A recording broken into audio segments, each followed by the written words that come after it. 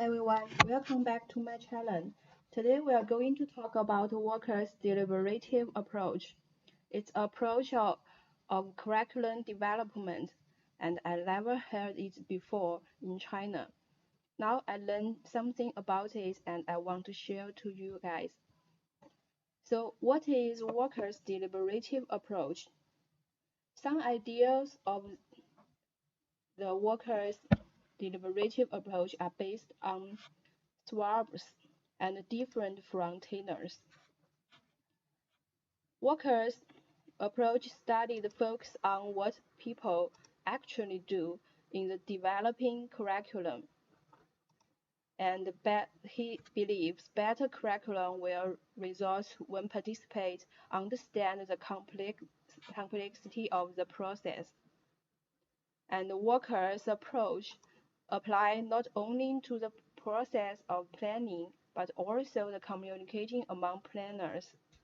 In the late 1960s and early 1970s, he developed his approach by studying how curriculum workers actually go about their tasks in national curriculum projects, and finally proposed the naturalistic mode for describing how curriculum decision-making actually occurred in practice, rather than describe how curriculum development should occur, like other approaches.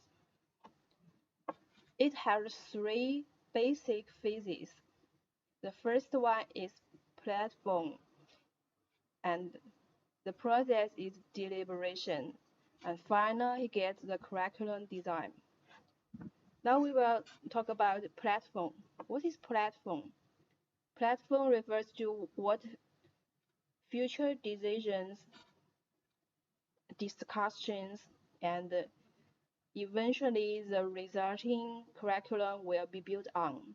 It consists of various conceptions, include the conceptions, theories, aims, imagines, procedures. In this phase, platform, people who engage in curriculum development have individual beliefs and values in discussion, and the more consensus they reached during the platform phase, the faster the following phase can be.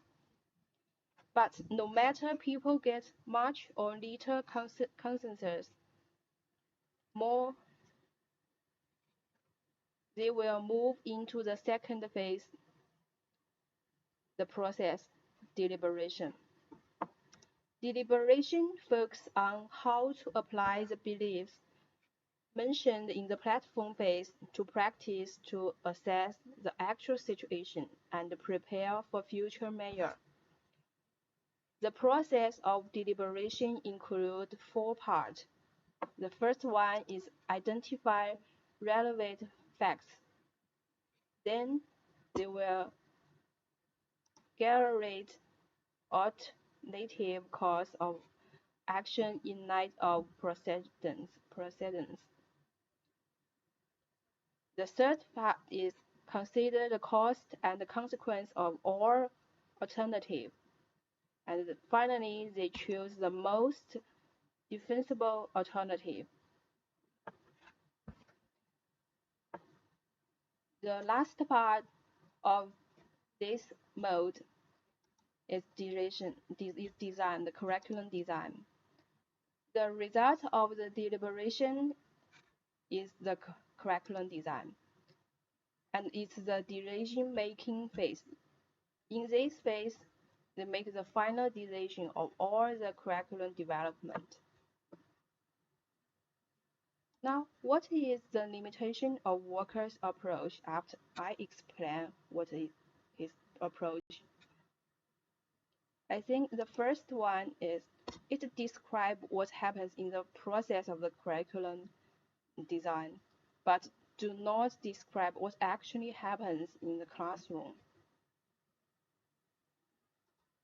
The second one is deliberation can be very time consuming and resource intense because the process of deliberation is starting use, and the competence discussion requires teachers have more important communication skills and knowledge of behaviors which most teachers are not familiar and or less practice.